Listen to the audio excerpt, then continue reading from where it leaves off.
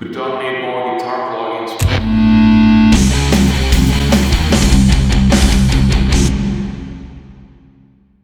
Today I wanted to bitch specifically about a couple of things. Now, here's the thing, well, at least one of them. I don't know if this is only me or this might also happen to you, that I get obsessed with a specific gear or equipment and all of a sudden the thing gets discontinued or never actually existed in the first place. And I definitely know that most products out there are actually determined by the actual global trends. And it only takes a famous producer or maybe musician to have an interview saying that they use X or Y piece of gear to record their most famous albums, for that brand's marketing department just pick up on that thing and exploit it in order to sell as many units as possible. Once again, it's nothing new. We humans have been doing this for the past 100 years. But right now it's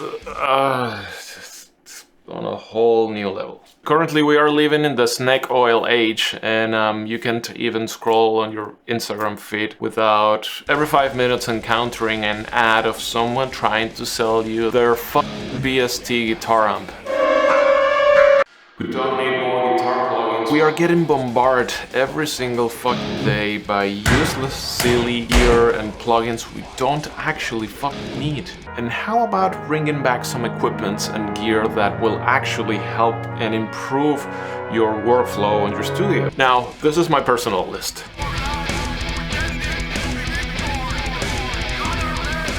So I love analog gear, and I actually love working on hybrid systems. And you know, I think it's all about being able to get the best out of both worlds. And my main idea is to be able to do as much as possible on the analog domain and then being able to send all of that into the digital domain for further processing. So one way to go about this is getting yourself an analog mixer with direct outs.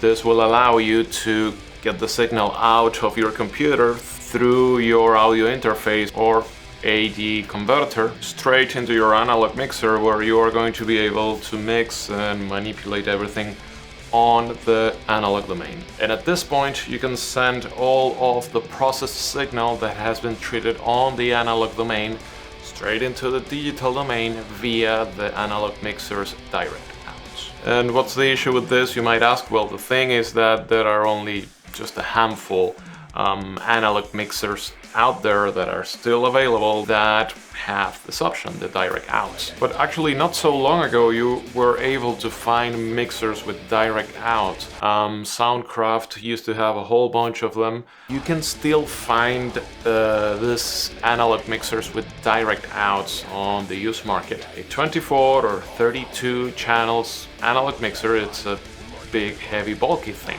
Meaning that if you are planning on buying this thing used, the best thing would be to find one on your own city. 9 out of 10 people who are actually selling these analog mixers, they are not interested in shipping them because they don't have the flight case, or they don't want to go through all of the thing of packing the analog mixer and going through all of the process of shipping the damn things, so it's quite annoying.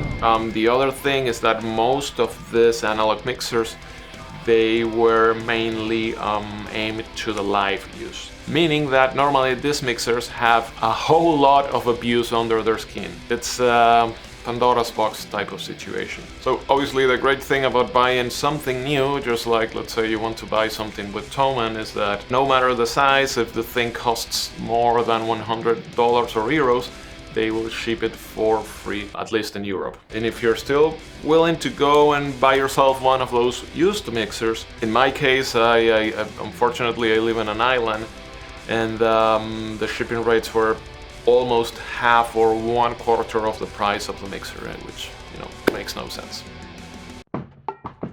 And I present to you the Samsung C-Control.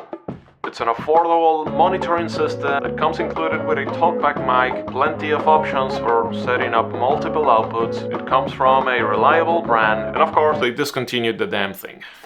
So I went and took a look at what I could find as a replacement. Right now the trend is to slap a huge wheel this size on a monitoring system, you know, to add as many LED lights as possible that do absolutely nothing there.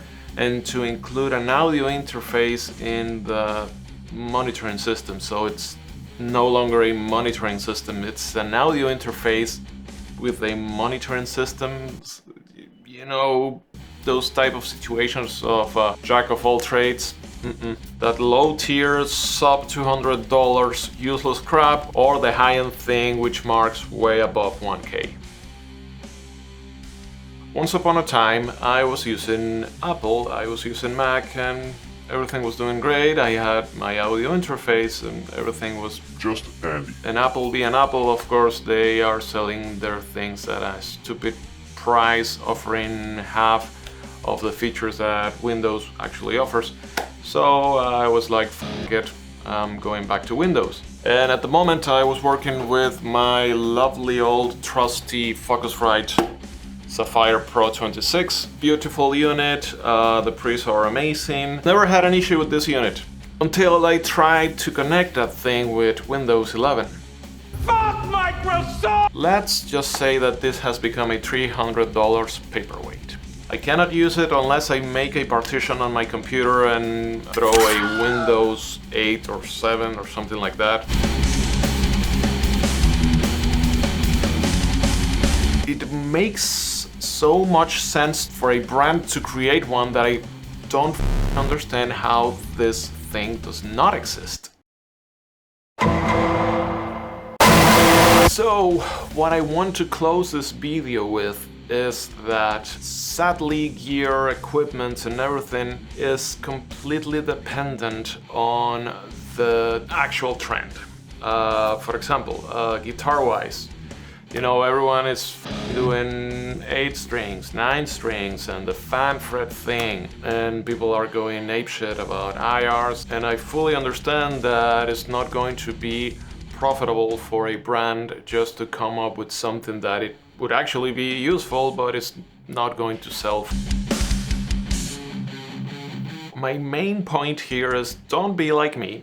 Once you see that gear, that equipment that is actually useful for you and that you know that it's kind of unique and maybe it's on a decent price, get it. Go get it, because you don't know when that brand is actually going to discontinue the whole thing, and later on you are going to be pretty much fucked, because once something gets discontinued, our fellow evil mean human beings are aware of the fact that that is actually going to increase the price of that unit. So they are going to take advantage of that thing and flood the used market with stupid, ridiculous prices. So let me know in the comments, have you ever had a similar experience? Do you have one of those equipments or gear that are no longer being sold and that you basically are banging your head against the wall because of being so dumb that you didn't bought it when you could? Not me. Thank you so much for watching this video. If you haven't by now, please like this video and think about subscribing to the channel. I have a lot more content about music, gear reviews and some other fun things. And also, if you feel kind and you wish to support this channel, buy me a beer. I'm going to be leaving links down below of my Buy Me a Coffee profile. I'm also going to be leaving links down below of some of the equipments that I mentioned that are actually available. So if you're thinking of buying any of those equipments, use those links. That's another way of supporting this channel. It's not going to cost you anything more than the original price, but a small little fraction is going to come to this channel. So thank you so much for watching this video. Get together with friends, get yourself a cold beer because you deserve it. Listen to some heavy, nice, distorted music, headbang like a maniac, and while you're at it, Break your neck.